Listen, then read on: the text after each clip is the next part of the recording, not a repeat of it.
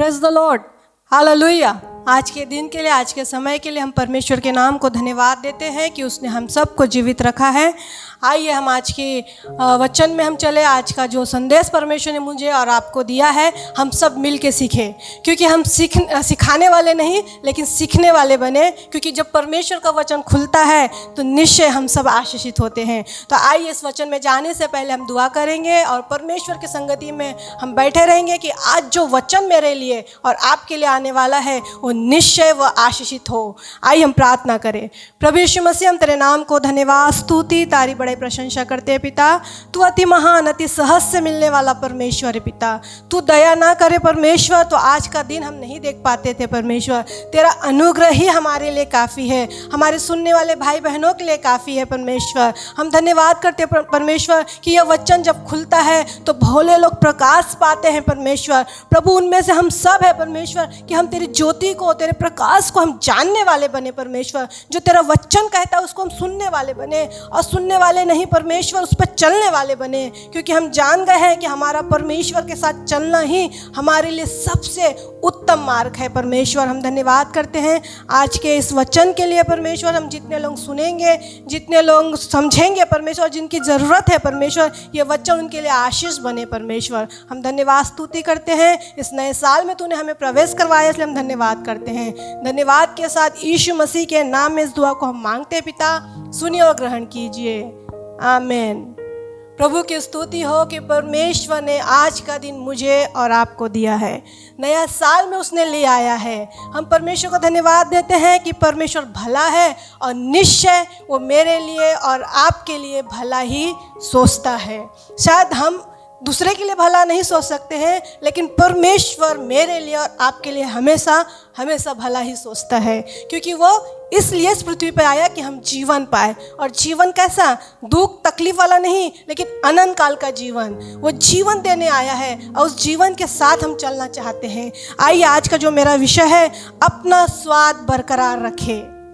अब आपको लगता होगा कि सिस्टर जी ने कोई होटल खोल लिया है जो अपना स्वाद बरकरार रखने की बातें कर रहे हैं। तो नहीं, मैं कोई होटल नहीं खोली हूँ, लेकिन परमेश्वर के वचन से आज हम सीखेंगे कि हमें अपना स्वाद बरकरार कैसे रखना है। अगर हम मसीह हैं, अगर हम मसीह में चलते हैं, अगर हम यीशु की शिक्षा को ग्रहण करते हैं, तो याद रखें हमें अपना स्वाद बरकरार रखना है। मेरा यीशु कैसा था, आपका यीशु कैसा है, ये हमारे चरित्र के द्वारा, हमारी गवाही के द्वारा और हमारे विश्वास के द्वारा हम अपने स्वाद को बरकरार रख सकते हैं। हम मसीह के साथ कैसे चलते हैं, हम हमारा स्वभाव को कैसा दिखाते हैं, यही एक ऐसा भाग है जिससे हम मसीह की पहचान को बढ़ा सकते हैं।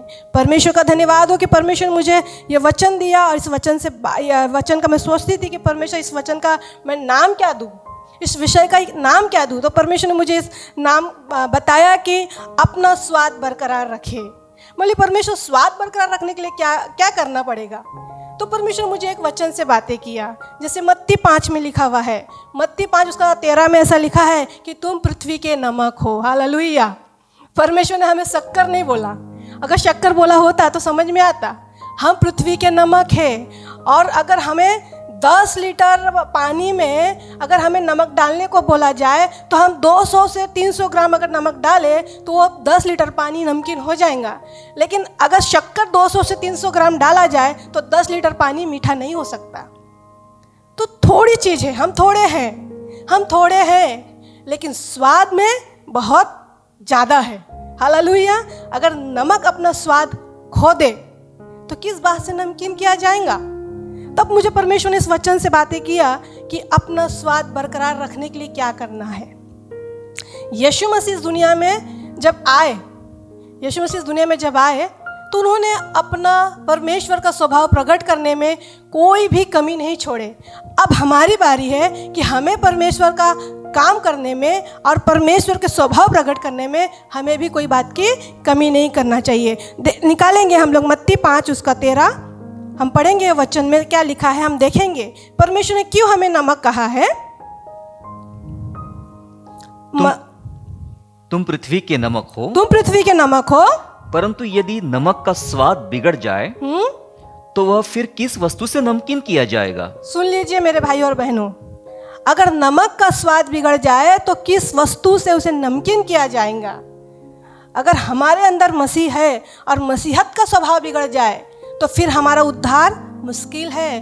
कोई दुनिया में नहीं है जो हमारा उद्धार कर सके, है ना। स्वाद बरकरार रखने की बातें हो रही है यहाँ, है ना। जब कोई होटल में जाते हैं, हम कोई चीज़ खाते हैं तो हमें पता है कि इसी होटल का ये चीज़ बहुत टेस्टी मिलता है, हम उसी होटल में जाना पसंद करते हैं। और कभी वो दुकान बंद निकला, वो होटल बंद निकला तो हम दूसरे होटल में जाने, दूसरे बाजू वाले होटल में बड़ी मजबूरी से जाते हैं कि भाई अब खाना तो है लेकिन जाना है, अब जाते हैं, लेकिन स्वाद फिर भी वही उसी होटल का ढूंढते हैं। तो याद रखें, हम मसीह हैं तो हमारे अंदर स्वाद होना बहुत ज़रूरी है। और स्वाद अगर बिगड़ जाए तो फिर किस बात से हमें स्वादिष्ट किया जाएगा, है ना। तो हम पृथ्वी के नमक हैं और नमक का स्वाद बिगड़ जाए तो फिर किस बात से हमारा स्वाद लाया जाएगा आगे। फिर वह किसी काम का नहीं, वो किसी काम का नहीं, केवल इसके कि बाहर फेंका जाए और मनुष्य के पैरों तले रौंदा जाए। सुन लीजिए, हम मसीह में हैं और अपना स्वाद सही नहीं रखे और हम मसीह होके संसार के जीवन जी रहे हैं, संसारिक बने हुए हैं, संसार का स्वभाव रखते हैं, तो हमें फेंका जाएगा। और वो फेंका जब जाएगा जब हम रौंदे भी जाएंगे। फेंक दिया जाएगा तो हम रौंदे जाएंगे। और रौंदना कहाँ है, दांत पिसना कहाँ है, नरक में है। क्या आप नरक में जाना चाहते हैं? आप अपना स्वाद बिगाड़ के नरक में जाना चाहते हैं? क्योंकि परमेश्वर ने पहले ही कह दिया, अगर नमक अपना स्वाद खो दे तो कोई भी ऐसी वस्तु नहीं है जिससे उसे नमकीन किया जाए। मेरे प्यारों, मैं इस वचन से यही एक बात बताना चाहती हूँ कि हम नए साल में प्रवेश तो कर लिए हैं, नई चुनौती भी आने वाली है, नई तकलीफ़ें भी आने वाली है। हम अभी सिर्फ कोरोना को देख रहे हैं, लेकिन इसके बाद और कुछ आने वाला है, और कुछ आने वाला है। लेकिन इन तकलीफ़ों में भी अगर हम अपना स्वाद, अपने मसीहत को बनाए रखेंगे तो निश्चय स्वर्ग हमारा है। हालेलुया। स्वर्ग की हम मेहनत कर रहे हैं। इस पृथ्वी में शायद हम कैसा भी जीवन जी रहे हैं, हम तकलीफ भरा जीवन जी रहे हैं, हम बीमारी से ग्रसित हैं, हम हमारे कंगाली से हम ग्रसित हैं, डरे नहीं, अभी भी आशा बाकी है, क्योंकि स्वाद हमारे अंदर है। हालेलुया। जब स्वाद हमारे अंदर है तो जीवन निश्चय हमारा है, स्वर्ग का जीवन हमारा है। लेकिन अगर हमने अपना स्वाद खराब कर लिए तो याद रखें, हम रौंदने के काम आएंगे, हम रौंदे जाएंगे। और जब रौंदा जाएगा तो वो नरक में होगा। हम सोचते हैं दुनिया तो इतनी अच्छी से जी रही है। दुनिया को नमक नहीं कहा गया है, दुनिया को शक्कर कहा गया है। मीठी चूरी, आपको पता है मीठी चूरी किसको कहते हैं? जो मीठी मीठी बातें करते हैं। और हम थोड़े नमक है तो हम जलन का काम करते हैं। अगर कोई घाव में नमक डाल दिए तो क्या होगा? जल जाएगा वो इंसान, चिढ़ने लगेगा। हम बहुत सारे लोग कहते हैं ना, क्या तू जले पर नमक डाल रही है अभी?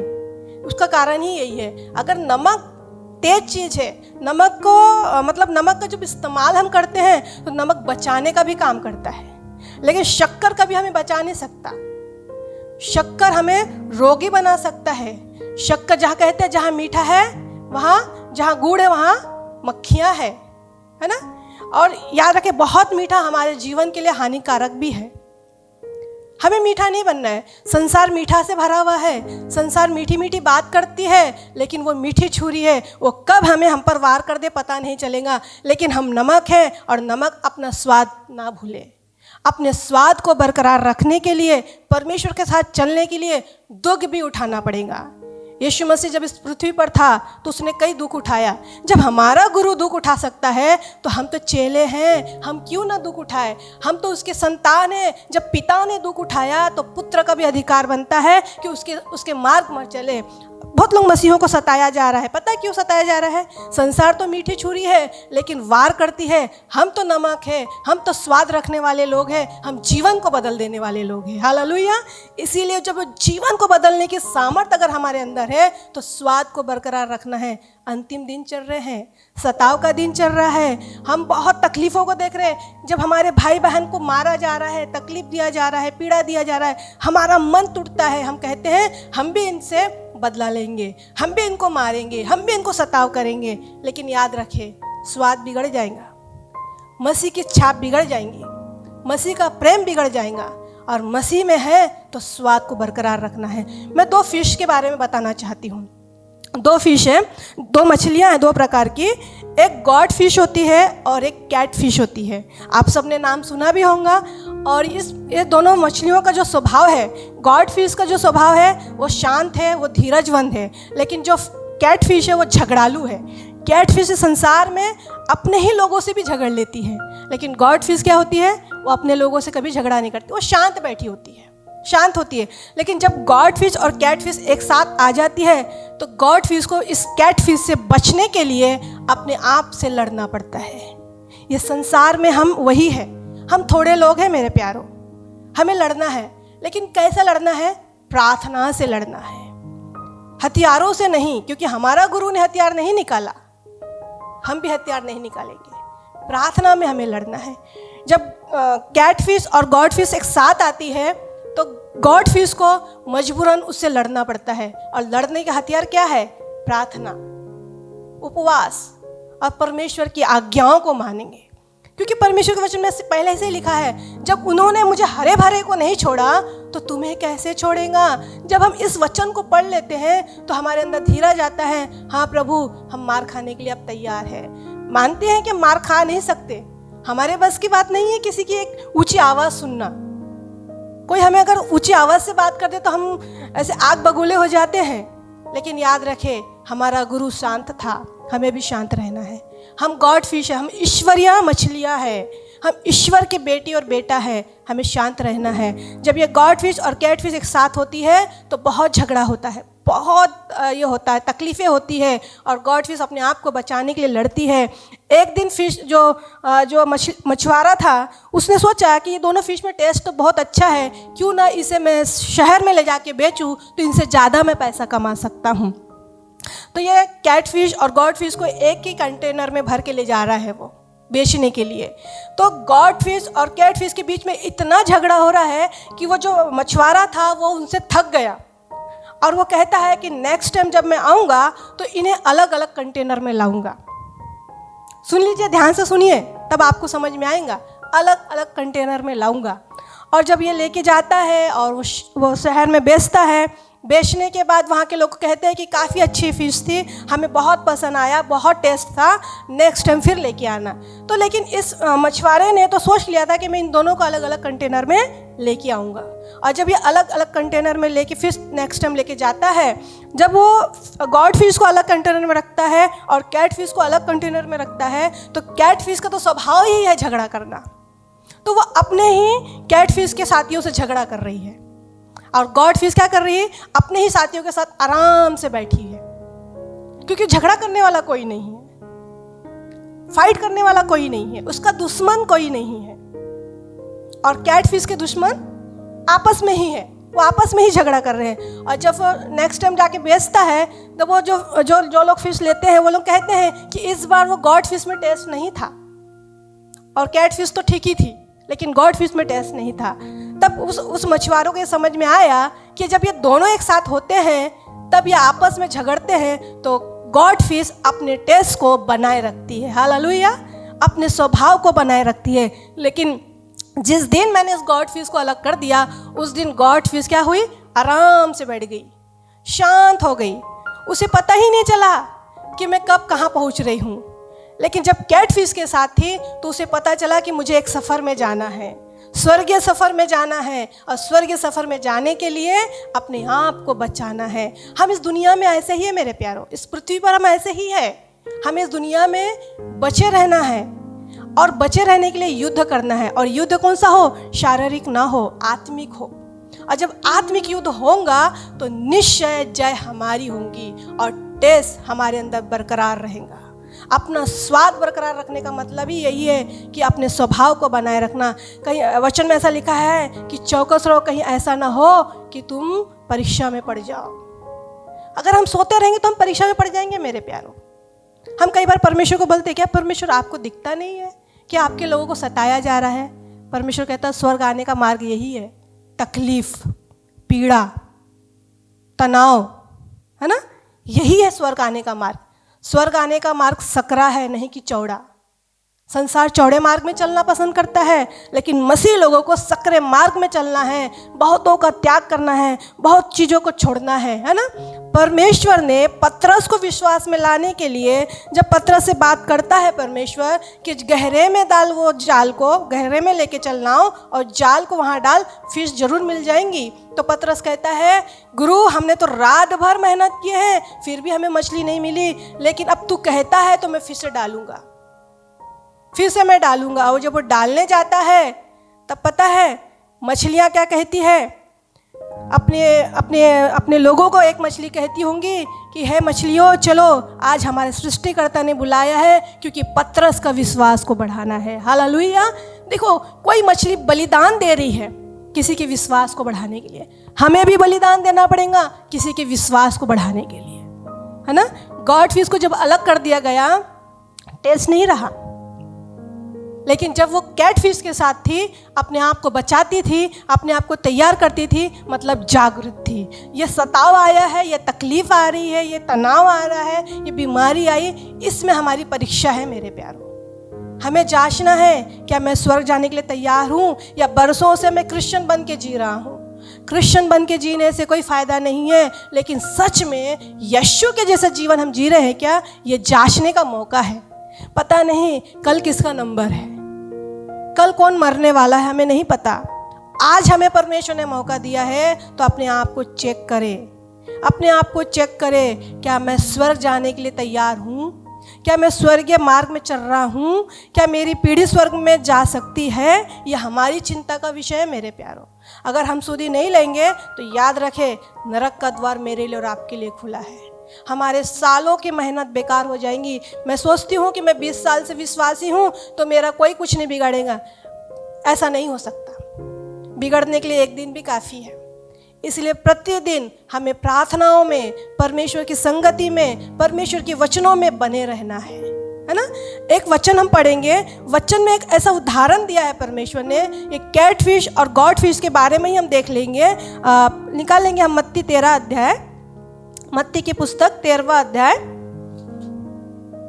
उसका 24 से हम 30 पढ़ेंगे कि यहाँ परमेश्वर ने एक उदाहरण दिया है जंगली बीज और अच्छे बीज के बारे में। उसने उन्हें एक और दृष्टांत दिया। यीशु मसीह अपने चेलों के सामने एक दृष्टांत दे रहा है कि स्वर्ग का राज्य उस मनुष्य के समान है जिसने अपने खेत में अच्छा बीज बोया। जिसने अपने खेत में अच्छा बीज बोया।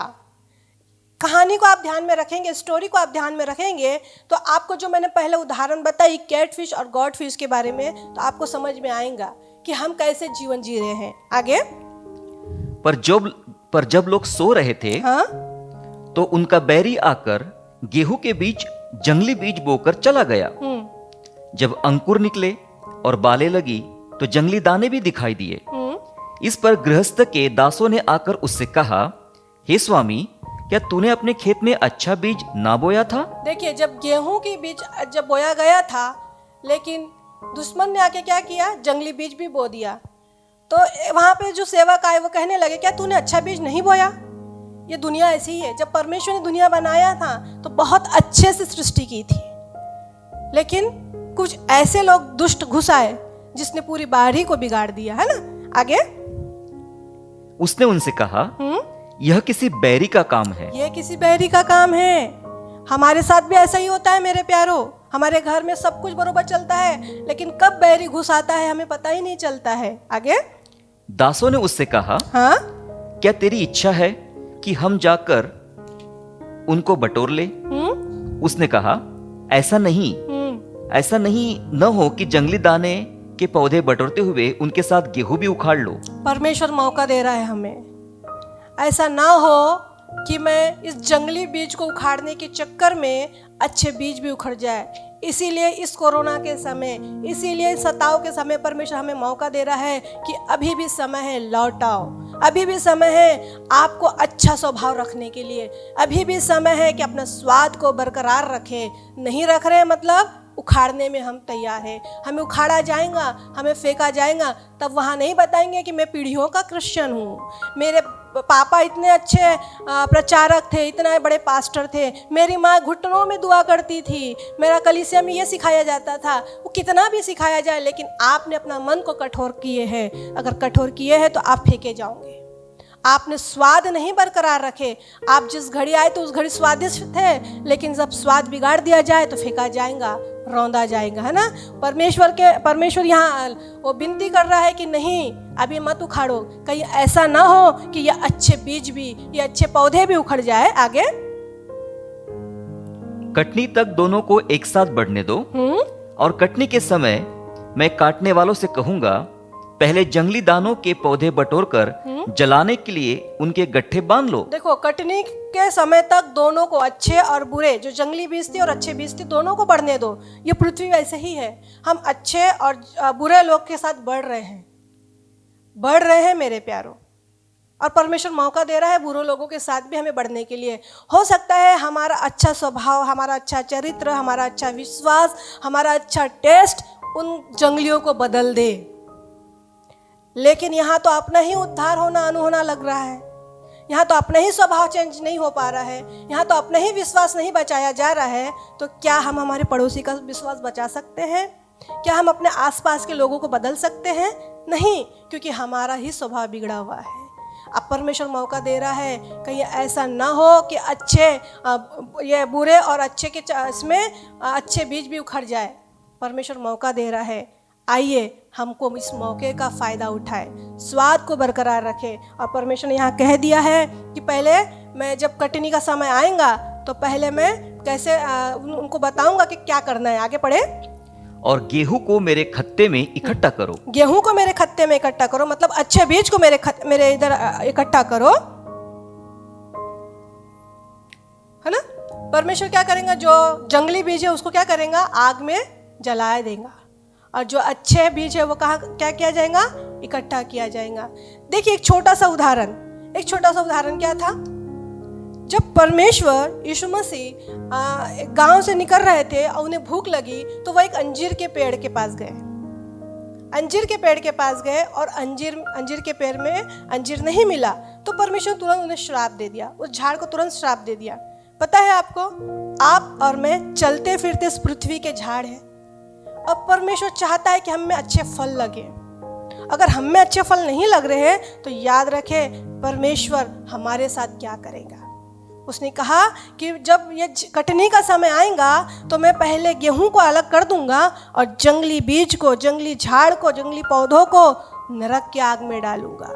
स्वाद अगर हमारे अंदर बरकरार नहीं है, मसीहत का स्वाद क्या है, अच्छी गवाही, अच्छा चरित्र, अच्छा विश्वास, परमेश्वर की आज्ञा, परमेश्वर के पीछे चलने वाला मन। क्या हम परमेश्वर के लिए अपने आप को देने के लिए तैयार है, या आज भी अपना स्वाद बिगाड़ के पृथ्वी में फेंकने लायक के हम बन रहे हैं। परमेश्वर ने कह दिया है कि मैं जब वो अंजीर के पेड़ को नहीं छोड़ा, अंजीर के पेड़ में जब वो सीजन भी नहीं था, जिस दिन जब वो लेने आया था, वो अंजीर में फल ढूंढने आया था, तब सीजन भी नहीं था। तो सोचिए, हम तो 12 महीने के लगे हुए पेड़ हैं, हम तो सीजन वाले फल पेड़ है। परमेश्वर तो दिन प्रतिदिन कहता है कि तुम में एक नया परिवर्तन की जरूरत है। परमेश्वर हमें दिन प्रतिदिन एक नया फल ढूंढता है हमारे जीवन में, लेकिन दिन प्रतिदिन हमारे अंदर बुराइयां दिख पड़ती है, पाप दिख पड़ता है, टेढ़े मेढ़े चाल दिखते हैं, लेकिन परमेश्वर का अनुग्रह हमारे ऊपर है अभी, इसीलिए हम बचे हुए हैं। नहीं तो वो कब का उखाड़ फेंकेगा, वो मौका भी नहीं देगा कि अच्छे बीज को एक जगह करो और बुरे को उखाड़ फेंको।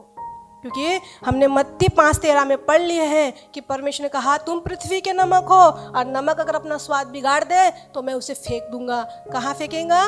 मनुष्य के पैरों के नीचे रौंदा जाएगा। ये संसार हमें रौंदने के लिए तैयार है, ये मीठी छुरी है, ये रौंदने के लिए तैयार है, लेकिन वही हमें बचा सकता है परमेश्वर। जिसके अंदर स्वाद बरकरार रहेगा, जिसके पास फल लगा रहेगा, जिसके पास परमेश्वर की आज्ञा रहेंगी, वही बचाया जाएगा। नहीं तो नरक उनके लिए खुला है जो आज्ञाओं को नहीं मानता। फिर आप कितने भी प्रार्थना वाले पापा के बेटे होंगे, कितने भी प्रार्थना वाली मम्मी की बेटियां होंगी, कितने भी अच्छे आपके सास ससुर होंगे, दुनिया के रिश्तेदार होंगे, कोई आपको नहीं बचा सकता। कोई आपको नहीं बचा सकता, केवल एक है, यीशु। वो मौका दे रहा है। ये अंतिम दिनों का समय चल रहा है, परमेश्वर का आना निकट है। उसका एक पैर निकल चुका है, वो द्वार पर खड़ा हुआ है और वो हमें मौका दे रहा है, आ जाओ, अभी भी समय है, मन फिराओ। यशायाह भविष्यवक्ता में लिखा है कि जंगल में एक मन फिराओ का सुसमाचार सुनाया जा रहा है। यूहन्ना ने भी यही कहा कि लौट आओ, अभी मन फिराओ, क्योंकि परमेश्वर का राज निकट आ गया है। जब यूहन्ना के बाद यीशु मसीह ने भी यही कहा कि आओ, मन फिराओ, क्योंकि स्वर्ग का राज निकट है। और आज पृथ्वी पर हर एक चैनल, हर एक टीवी, हर एक वक्ता यही चिल्ला रहा है, मन फिराओ, क्योंकि स्वर्ग का राज निकट है।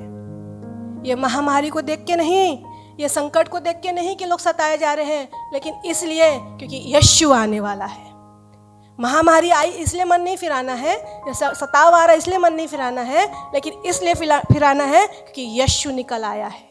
यीशु निकल आया है और वो हम में अच्छा फल चाहता है, वो हम में अच्छा स्वाद चाहता है। जब हम शरीर के टेस्ट को ढूंढते हैं कि इस होटल में अच्छा खाना मिलता है, और जब वो होटल बंद निकलता है और दूसरे होटल में हमें जाना पड़ता है, तब हमें स्वाद पसंद नहीं आता है। तो यीशु मसीह जब इस पृथ्वी पर आएगा, जब हमें ढूंढेगा और हम में स्वाद नहीं होगा, तो क्या हमें वो स्वर्ग ले जाएगा?